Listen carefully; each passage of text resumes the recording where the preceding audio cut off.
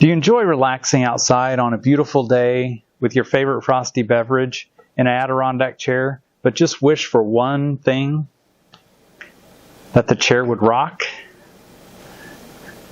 Well, stay tuned and we'll give you all the details on this really amazing, really comfortable Adirondack rocking chair.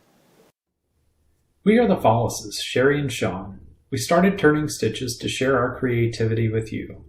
Please follow along and see what we create next. So this Adirondack rocking chair was designed by James King at King's Fine Woodworking. And it's a beautiful design, and you'll see not only is it a rocking chair, but you'll also notice some little nuances, some little differences to many other Adirondack style chairs. The thing I'm focused on here in this shot is really just the back, and that's really what makes this chair unique compared to most other Adirondack chairs. Many Adirondack style chairs will have wider back slats, anywhere from, I've seen as few as 3 up to 7 different back slats. And what you'll notice here is we've got many different back slats that form the back.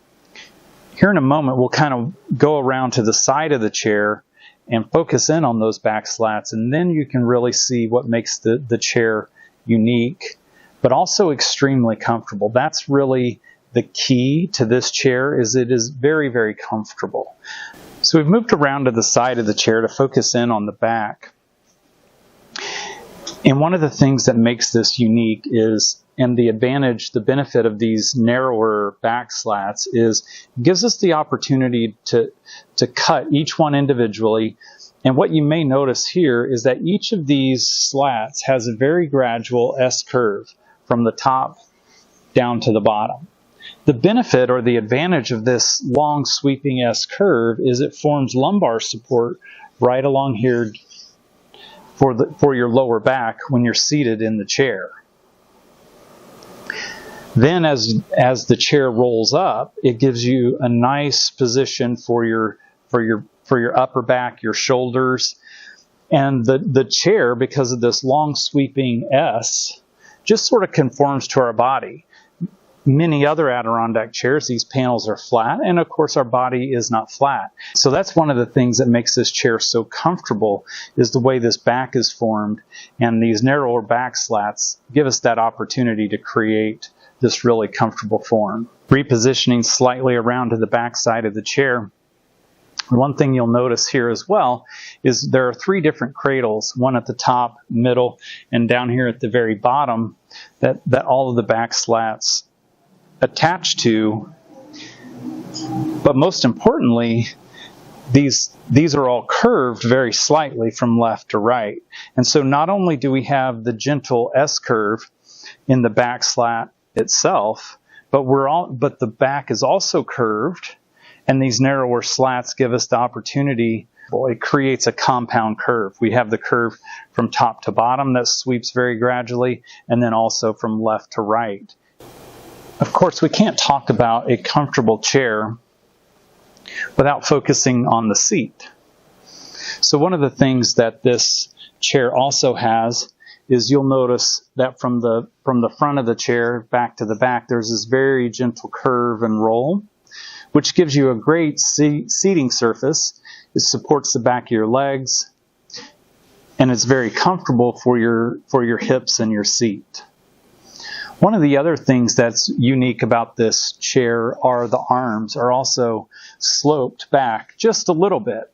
It's a gradual slope, but one of the benefits of this is, as you're sitting in the chair,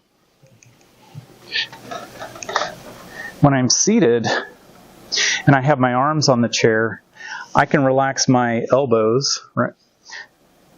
Because with this gradual slope, it doesn't sort of force my shoulders up into a more stressed position. So I've got this really nice relaxed position, because even the arms are very gradually sloped back, which kind of matches the reclined seating position that the Adirondack style chair kind of naturally has. So those arms are parallel to that seating position and not parallel to the ground. Back around to the front of the chair, one of the other things that helps with both the aesthetics and comfort is the chair very gradually, it's wider in the front and gets narrower as you go to the back of the chair. So what I mean by that is right up here, it's its widest point. It very gradually kind of comes in. The nice thing about this gradual taper on the chair is it just sort of hugs your hips and your body as you're seated in the chair. Okay, by now you get it. It's a really, really comfortable chair, but I'm sure your next question is, Sean, this thing's designed to be outside. Is it going to hold up to the elements? We're going to answer those durability questions next. So we'll be making these Adirondack rocking chairs as a made-to-order product. You can find the link to the product page on our website in the description below. Since these chairs will be made-to-order products, it'll give us the opportunity to personalize or customize them for you. You'll notice a couple different color variations on the website, but if you don't see exactly what you're looking for, send us an email. We'd be happy to work with you to try to make sure that we get a nice custom Adirondack chair for you. So as we think about durability on an outdoor product like this Adirondack chair, the first step is really selecting the right material to make the chair out of. These prototypes have been made from Western red cedar, which is a great outdoor building material because Western red cedar is naturally resistant to rot and bugs. So that gives us a great head start. In addition to the material, we've also used very substantial building components. So a lot of this front arm, the runners for the rocker, these front pieces and the frame is all made out of basically like 2x type dimensional lumber. So it's 1.5 inches thick, and the components are, 3 to whatever width they need to be to fit on the chair. But the bottom line is they're very, very durable. The slats for the seat, the arms are 1 inch thick as well, so they are very durable and sturdy. Same thing with the back slats. They are about 1.25 inches thick, all of them. And so we've got this really beefy, very strong chair that's made out of the right material to help add durability.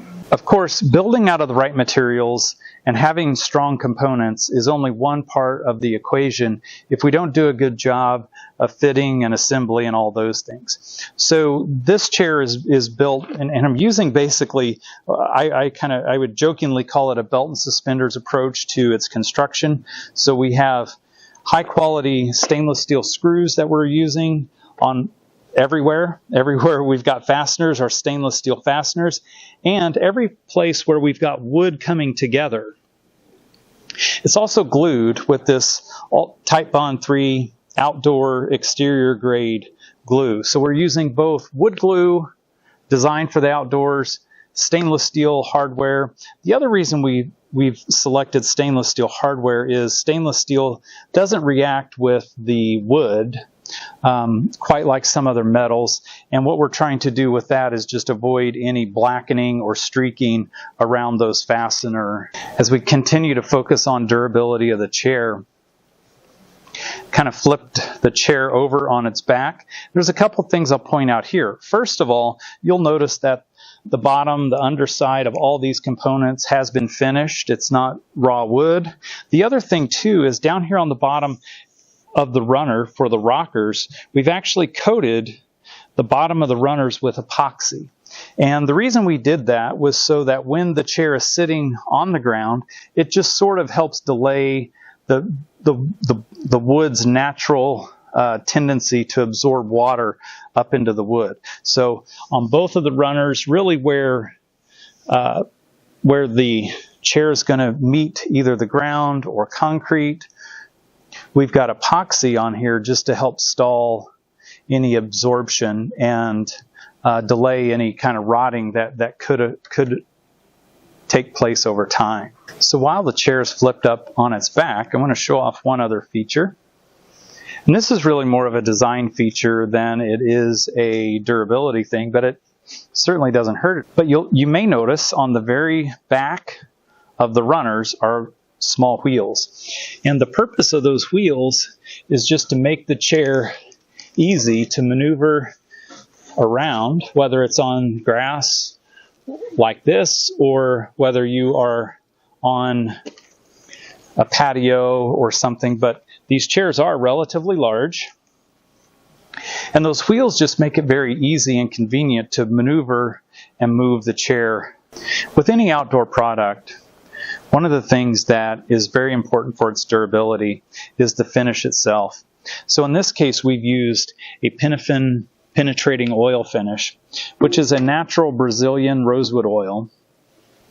And in this case, on this prototype, we used a cedar tinted or cedar colored oil or a stain that just helps kind of blend the color variations that naturally occur in cedar. But one of the benefits of Pinafin is its UV protection. So it has over 99% UV protection, and with it being an oil-based finish, it soaks into the grains, into the wood, so it's not just the surface that is being protected. Another benefit and another reason we chose Pinafin is it's very easy to maintain. So in the future, if the chair begins to gray, or you want to refresh the finish and get it looking like new again, all you have to do is wash it with soap and water like you would washing a car or something like that. Let it dry out really well, and then just reapply the Pinafin. The Pinafin stain as a penetrating oil doesn't leave a film finish on top of the wood like a paint or polyurethane product. So in the future, if you want to refinish or just freshen up the look of your chairs, all you have to do is reapply it. There's no sanding, and so that process is much easier.